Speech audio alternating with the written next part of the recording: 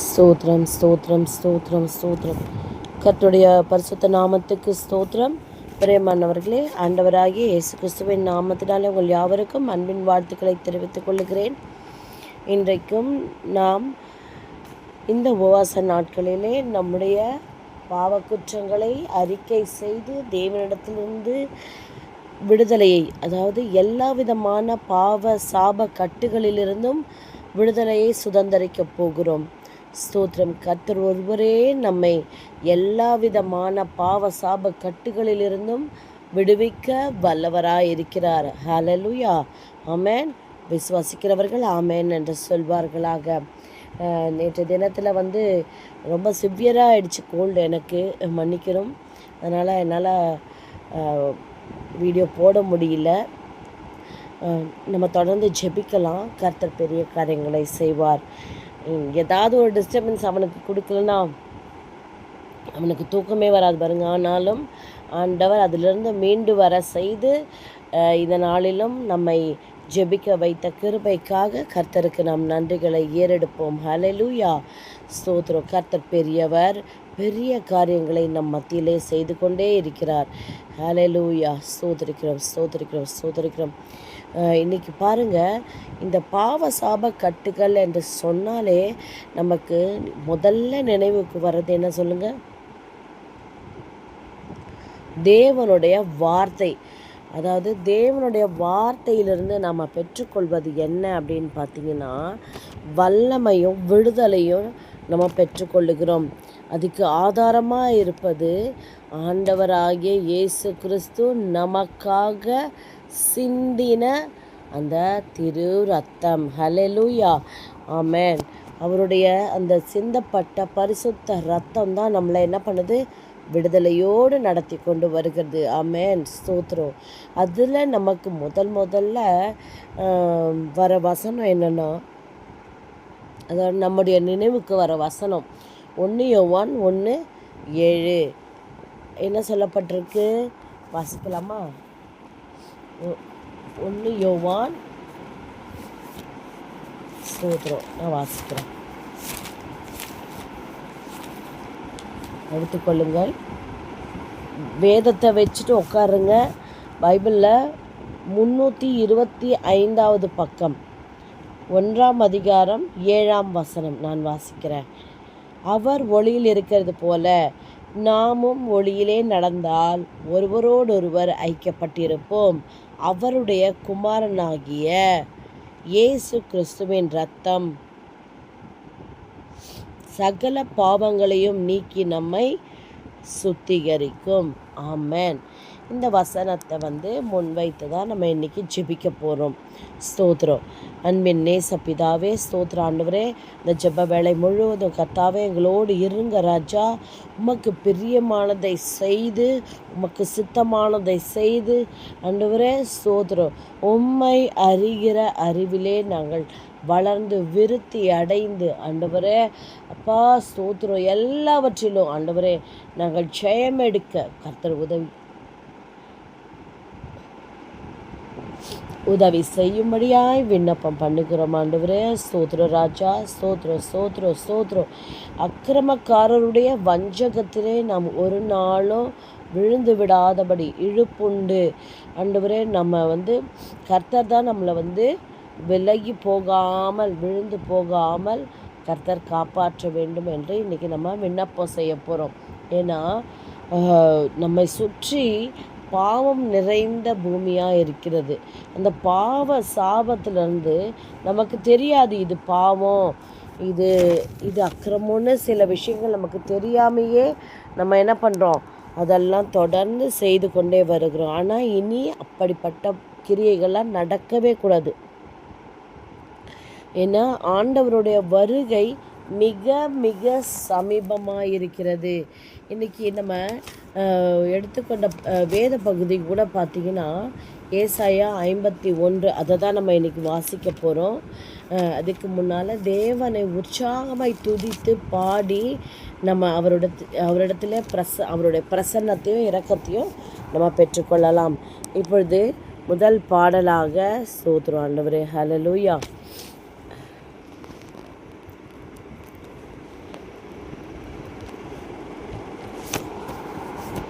இந்த பாவத்தை எல்லாம் விட்டு ஓய்ந்து பரிசுத்தத்தை தரித்து கொள்ளும்படியாக ஆண்டவர் நம்மை அழைக்கிறார் இல்லையா? ஒவ்வொரு நாளும் நம்ம அழைக்கிறார். என் மகனே, என் மகளே, என்கிட்ட வந்துரு, நான் உனக்கு பாதுகாப்பை தரேன், பரிசுத்த வாழ்க்கையை நான் கொடுக்குறேன். உலக காரியங்களை பார்த்து மயங்கி உன்னை கரைப்படுத்தி கொள்ளாதே என்று ஆண்டவர் அழைக்கிறார். நம்மளும் ஆண்டவரை அதிகமாக நேசிக்கிறோம் அப்படின்னு வார்த்தையால் சொல்லலாம். ஆனால் உண்மையிலேயே ஆண்டவரை நேசிக்கிறதுக்கான அடையாளம் அவருடைய வார்த்தையை நேசித்து வாசித்து அதன்படி நடப்பது தான். இன்னைக்கு முதல் பாடலாக என்னை நேசிக்கின்றாயா,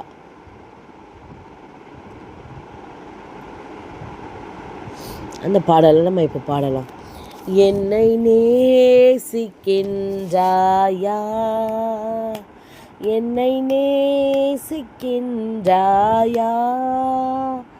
கல்வாரி காட்சியை கண்ட பின்னும் நேசியாமல் இருப்பாயா, கல்வாரி காட்சியை கண்ட பின்னும் நேசியாமல் இருப்பாயா, என்னை நேசிக்கின்றாயா, என்னை நேசிக்கின்றாயா,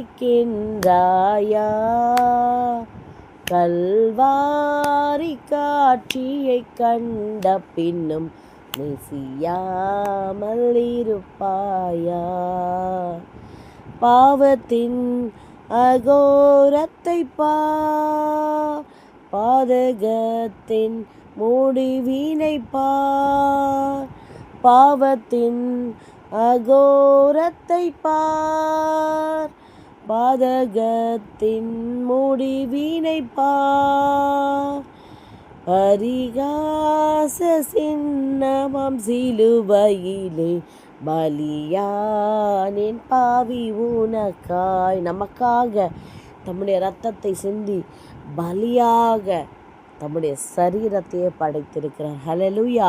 அந்த அன்பையே நோக்கி பார்த்து நம்ம உற்சாகமாய் பாடுவோம்.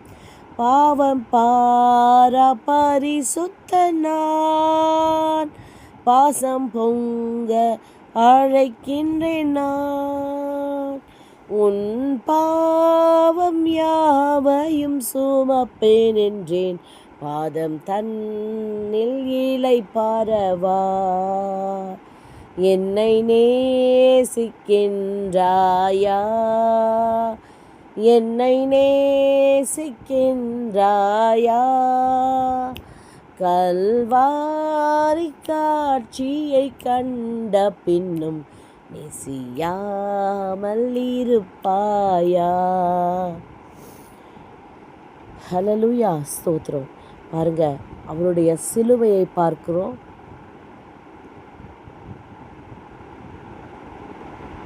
அவர் சுமந்த அந்த தலையிலே சுமந்து கொண்ட அந்த முள்முடியை பார்க்குறோம். இதெல்லாம் பார்க்கும்போது என்ன தோணுது? எனக்காக ஒருவர், எனக்காக என்னுடைய பாவத்தையும் சாபத்தையும் ஏற்றுக்கொண்ட ஒருவர். அவருடைய பேர் என்ன? அன்பு. இயேசு கிறிஸ்துவுக்கு இன்னொரு பேர் என்ன இருக்குது? அன்பு. ஹல்லேலூயா! அந்த அன்பின் ஆவியானவர் எல்லா பாடுகளையும் தன் மேலே சுமந்து கொண்டார். ஸ்தோத்திரம். ஏன்னா இதெல்லாம் அவருக்கு மிக மிக லேசான காரியம். ஸ்தோத்திரம். இந்த பாடலை பாடலாம். லேசான காரியம் உமக்கது, லேசான காரியம், பலனுள்ளவன் பலனற்றவன், பலனுள்ளவன் பலன் இல்லாதவன், யாராயிருந்தாலும் உதவிகள் செய்வது லேசான காரியம், உமக்கது லேசான காரியம். அவர் நம்மை எப்படி உருவாக்கினார்? மண்ணினாலே மனுஷனை உருவாக்கி இருக்கிறார். ஹல்லேலூயா! அப்படின்னா அவருக்கு எல்லாமே லேசான காரியம் இல்லையா? ஆமென். விசுவாசத்தோடு பாடுவோம். மண்ணை பிசைந்து மனிதனை படைப்பது லேசான காரியம். மண்ணான மனிதர்க்கு மன்னாவை அளிப்பது லேசான காரியம். உமக்கது லேசான காரியம். பலனுள்ளவன் பலனற்றவன், பலனுள்ளவன் பலனில்லாதவன், யாராயிருந்தாலும் உதவிகள் செய்வது லேசான காரியம்.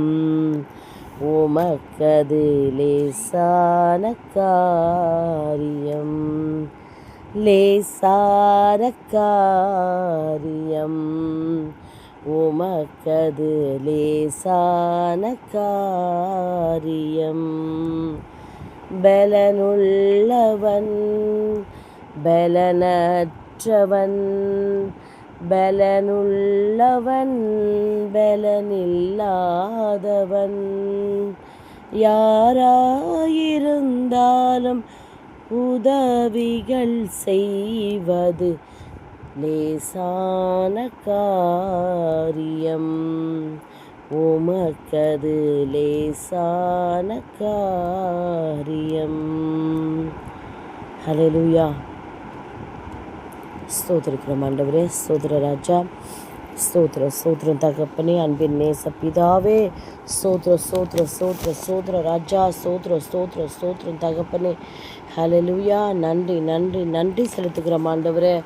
இன்றைக்கும் தாவீது பாவம் செய்த போது பாடின சங்கீதம் 51 தான் நம்ம இன்னைக்கு தியானிக்க போகிறோம். ஹல்லேலூயா.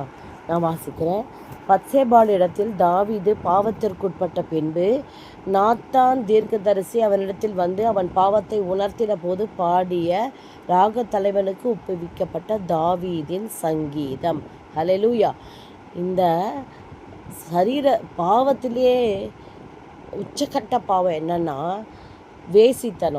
வேசித்தனம் செய்கிறவன் தன் சரீரத்துக்கே விரோதமாய் பாவம் செய்கிறானா. எப்படிப்பட்ட பாவம் பாருங்க. தன் சரீரத்துக்கே விரோதமான பாவம் என்னது? விபச்சாரம், வேசித்தனம். ஸ்தோத்திரம். நம்ம நினைக்கிறோம் ஒரு பெண்ணோட சேர்ந்து தவறாக உறவு வைத்துக்கிறது மட்டும்தான் இப்படிப்பட்ட பாவம்னு நினைக்கிறோம்.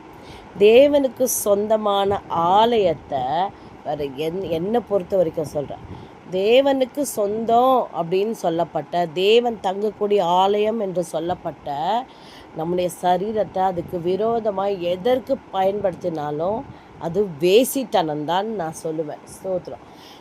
ஏன்னா ஆண்டவர் தங்கி தரித்து அதில் மகிமையான காரியங்களை செய்ய சித்த வச்சு தான் இந்த மனுஷ குலத்தையே ஆண்டவர் உருவாக்குனார்.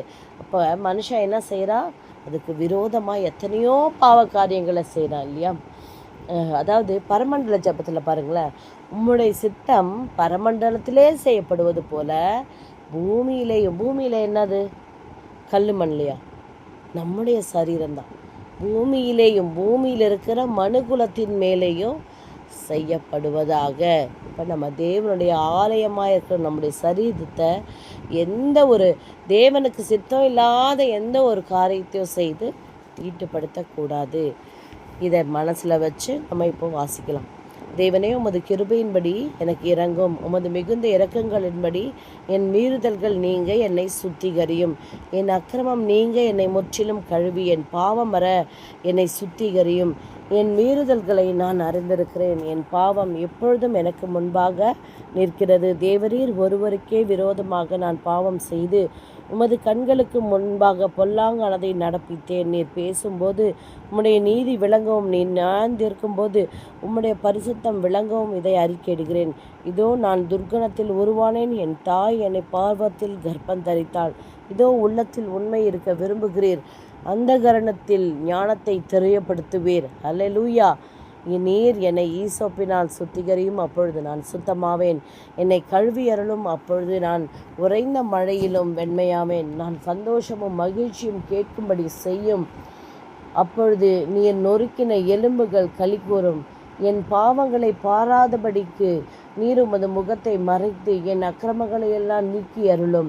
தேவனே, சுத்த இருதயத்தை என்னில் சிருஷ்டியும், நிலைவரமான ஆவியை என் உள்ளத்திலே புதுப்பியும். உமது சமூகத்தை விட்டு என்னை தள்ளாமலும் உமது பரிசுத்த ஆவியை என்னிடத்திலிருந்து எடுத்துக்கொள்ளாமலும் இரும். உமது இரட்சண்யத்தின் சந்தோஷத்தை திரும்பவும் எனக்கு தந்து உற்சாகமான ஆவி என்னை தாங்கும்படி செய்யும்.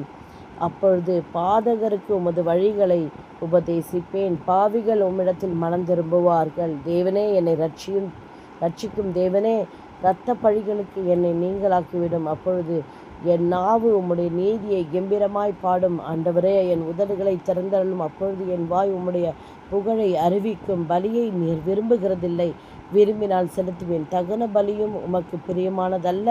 தேவனுக்கேற்கும் பலிகள் நொறுங்குண்ட ஆவிதான். தேவனே, நொறுங்குண்டதும் நறுங்குண்டதுமான இருதயத்தை நீர் புறக்கணியீர். சீயோனுக்கு உமது பிரியத்தின்படி நன்மை செய்யும். எருசலேமின் மதில்களை கட்டுவீராக.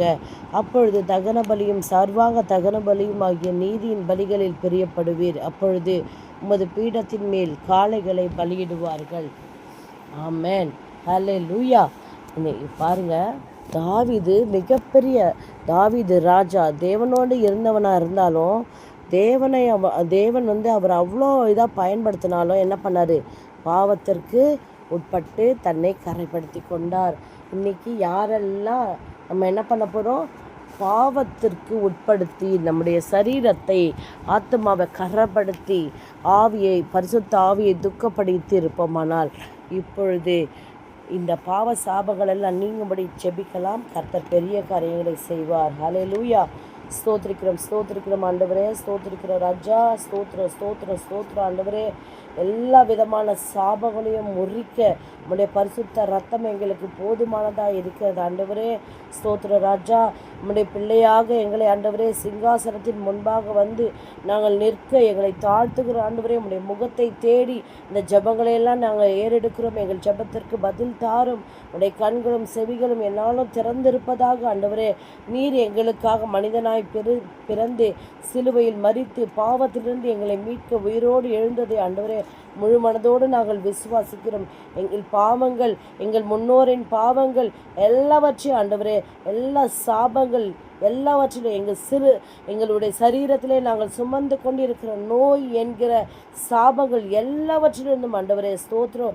நீ சிந்திய பரிசுத்த இரத்தத்தை கொண்டு எங்கள் பாவங்கள், அக்கிரமங்கள் எல்லாவற்றையும் கழுவி எங்கள் நோய்களை எல்லாம் குணமாக்கி எங்கள் பிராணனை அழிவுக்கு விலக்கி மீட்டு கிருபையினாலும் இரக்கத்தினாலும் முடி சூட்டி ஆண்டவரே எங்கள் ஒவ்வொருவரை அழுகுக்கு சமானமாய் வாழ வயது போல் ஆகும்படி கர்த்தர் பெரிய காரியங்களை செய்யும்படியாய் செபிக்கிறோம். இயேசுவின் நாமத்தில் நம்முடைய ரத்தத்தின் வல்லமை எங்கள் மேலே ஊற்றுங்க. நம்முடைய பரலோக ராஜ்யத்தின் திறவுகோல்களை எங்களுக்கு தந்து ஆண்டவரே நாங்கள் நீதியுள்ள வாழ்க்கையை சுதந்திரிக்க கர்த்தர் எங்களை பலப்படுத்தும்படியாய் செபிக்கிறோம். அப்பா, தாழ்த்தி வெறுமையாக்குகிறோம் தேவனே. ஸ்தோத்திரிக்கிறோம்.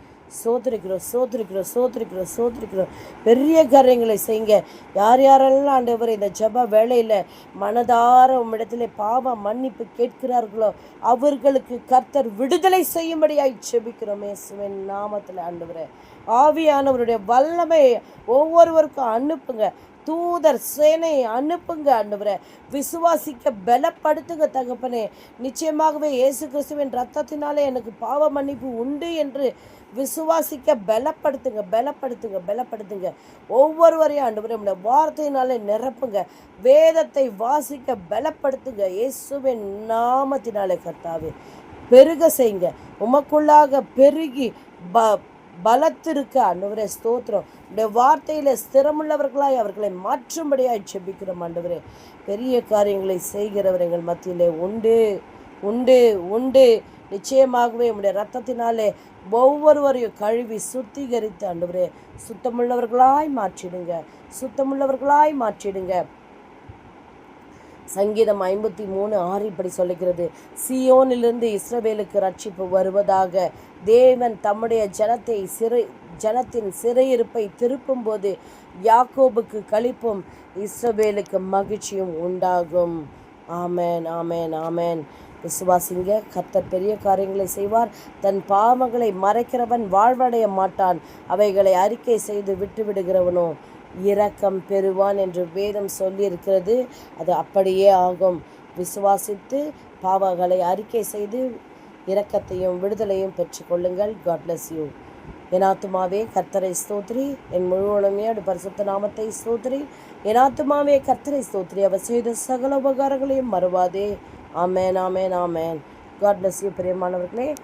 நாளை தினத்தில் சந்திப்போம்.